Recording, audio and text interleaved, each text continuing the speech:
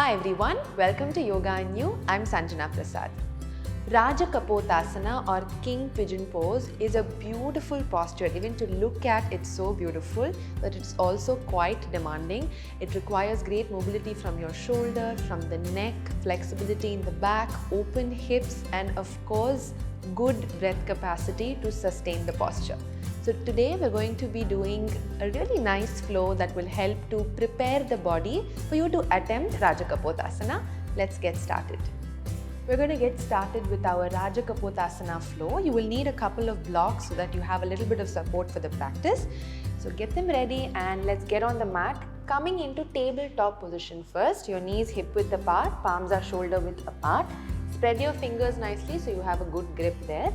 We'll start with a simple cat camel to release the spine. As you inhale, lift the chest up, arch back. Exhale and round your back. Inhale and arch the back. Exhale and round your back. Inhale and arch. Stay there, breathe. 3, 2, and 1. Following exhalation, come to a neutral spine. Bring your knees a little closer to each other. Next inhale, you're going to lift your right leg up and arch the back. You're not going to tilt the hip to one side.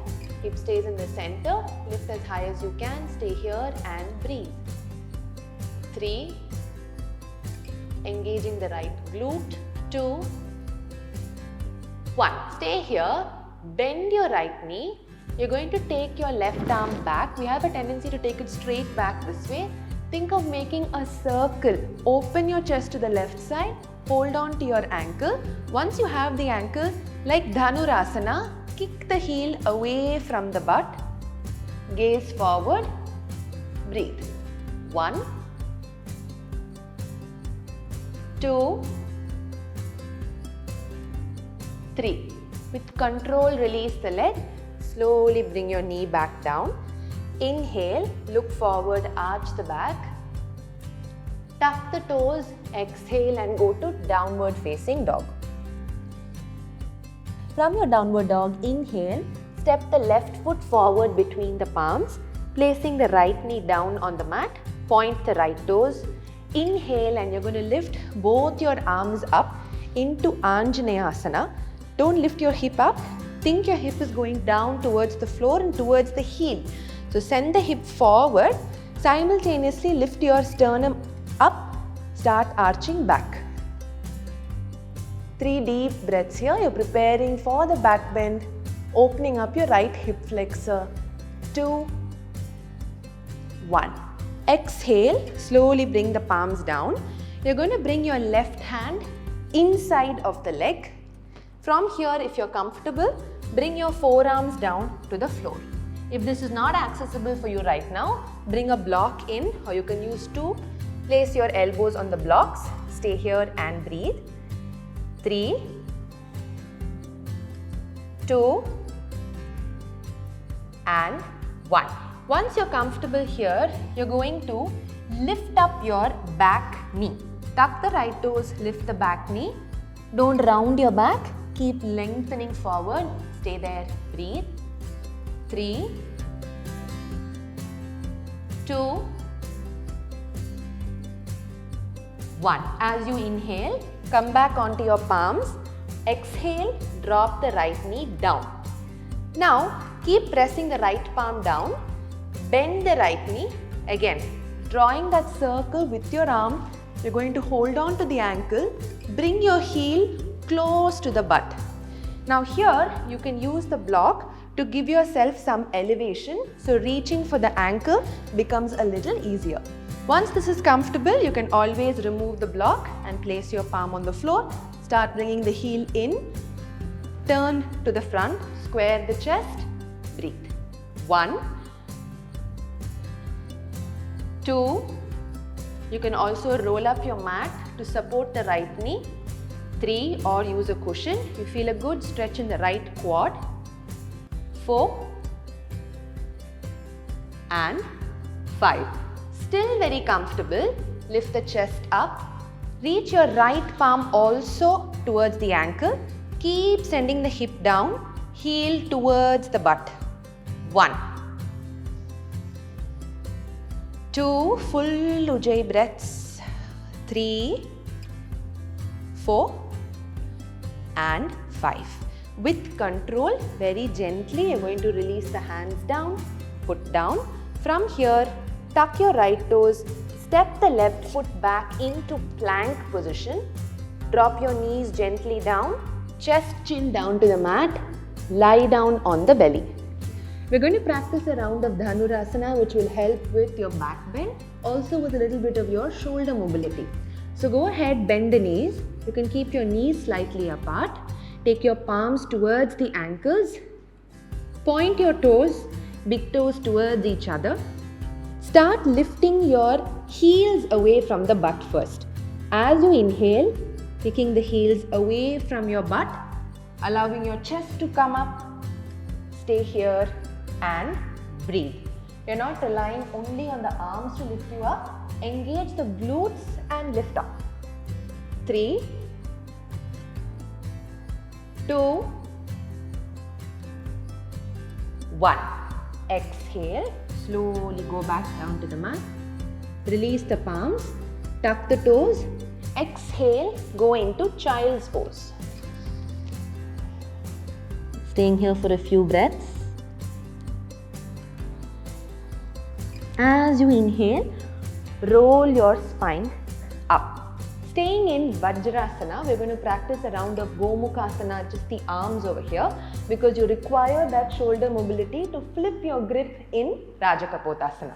So let's go ahead, lift the right arm up and you're going to take the right arm behind you. Your left arm is going to come from the side. Work your palms towards each other. Interlock the fingers. Roll the shoulders back. Stay there and breathe. 1, 2. If this is not accessible for you right now, you can reach for your t-shirt or you can use a strap between the hands and hold on to the strap and work on getting your palms closer and closer to each other. 3, 4 and 5. Slowly release the hands. Coming back into tabletop position. Tuck the toes again. Exhale, go into downward facing dog. This time you're going to step the left knee between the hands. We're working on the same side. Your knee is going to come between the palms. Slide your right knee back as much as you can. Slightly open out the foot and square the hips.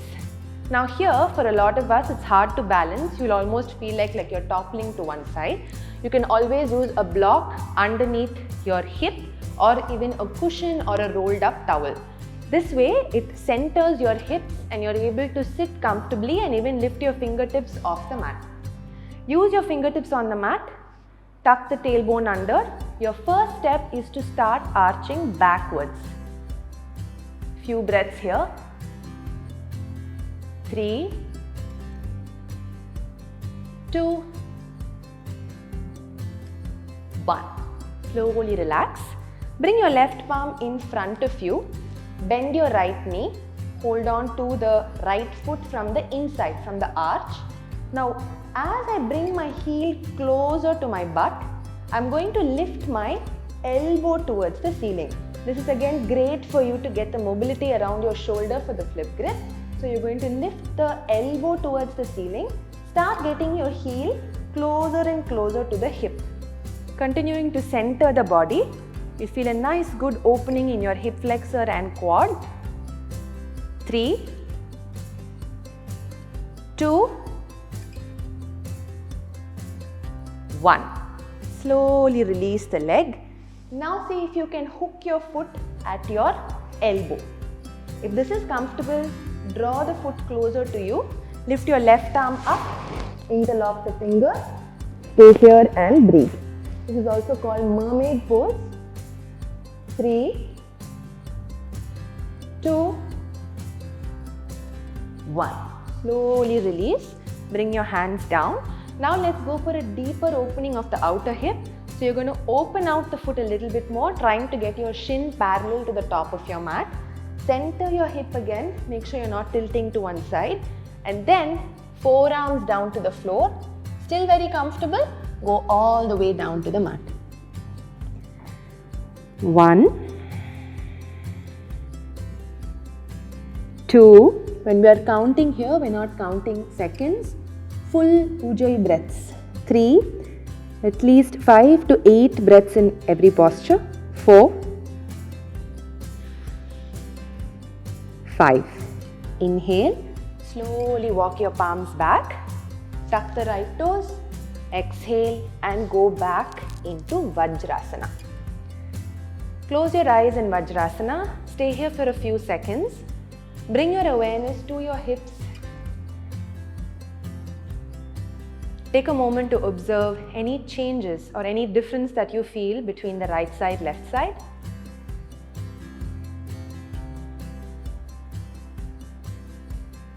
And then slowly open your eyes. So right now we worked only on the left side of the floor. You're going to repeat the entire thing to the right. And then you have a balanced practice that helps you with your Rajakapotasana. Make sure you practice this flow on both sides and then you can attempt Rajakapotasana. Initially, maybe you will require a few props, you'll need a strap for the flip grip, but with continued practice, you'll be able to find an independent king pigeon pose. I really hope this episode was helpful and I'll see you in the next one.